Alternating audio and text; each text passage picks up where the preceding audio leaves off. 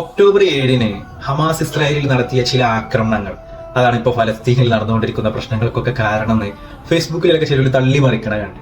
അങ്ങനെ ചില എഴുത്തും കാര്യങ്ങളൊക്കെ കണ്ടപ്പോഴാണ് കാന്തപുരം ഉസ്താദിന്റെ വിശ്വാസപൂർവ്വം എന്ന് പറയുന്ന പുസ്തകം വായിച്ചതും അതിൽ ആമുഖത്തിൽ തന്നെ ഉസ്താദിനെ ഉസ്താദാക്കിയ 3 ഘടകങ്ങളുണ്ട്. പ്രധാനപ്പെട്ടത് മൂന്നാമത്തേത് ഉസ്താദിന്റെ സ്നേഹലോകത്തെ കുറിച്ചാണ്. ആ മൂന്നാമത്തിനെ കുറിച്ചാണ് ഞാൻ ഇപ്പോൾ പറയുന്നത്.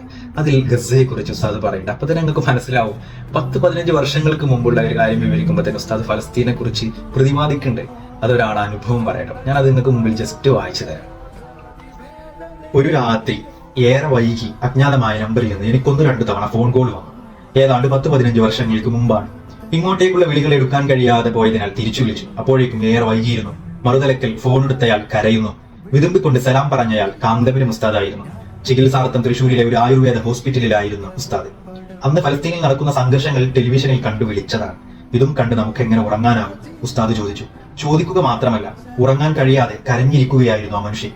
ഫലസ്തീനികളുടെ വേദനകൾ ആളുകൾക്ക് ബോധ്യപ്പെടുത്തുന്ന തരത്തിൽ നിരന്തരം ലേഖനങ്ങളും മറ്റും എഴുതിക്കൊണ്ടിരിക്കണം, അതേക്കുറിച്ച് എപ്പോഴും പറഞ്ഞുകൊണ്ടിരിക്കണം എന്ന് ഓർമ്മപ്പെടുത്താനായിരുന്നു ആ വിളി.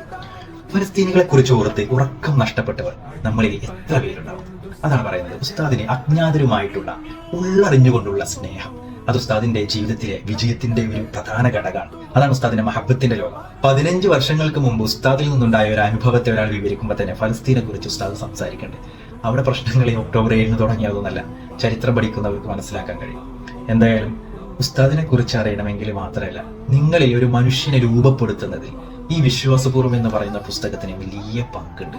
അതുകൊണ്ട് തന്നെ നിങ്ങളെ പ്രയാസങ്ങളെ, നിങ്ങളെ പ്രതിസന്ധികളൊക്കെ തരണം ചെയ്യാമെങ്കിൽ ഈ പുസ്തകം ജസ്റ്റ് ഒന്ന് വായിച്ചാൽ മതിയോ. കൂട്ടത്തിൽ വീണ്ടും ഓർമ്മപ്പെടുത്തുകയാണ്, ഗസക്ക് വേണ്ടിയിട്ട് മനുഷ്യരെ സംസാരിച്ചു കൊണ്ടേയിരിക്കും.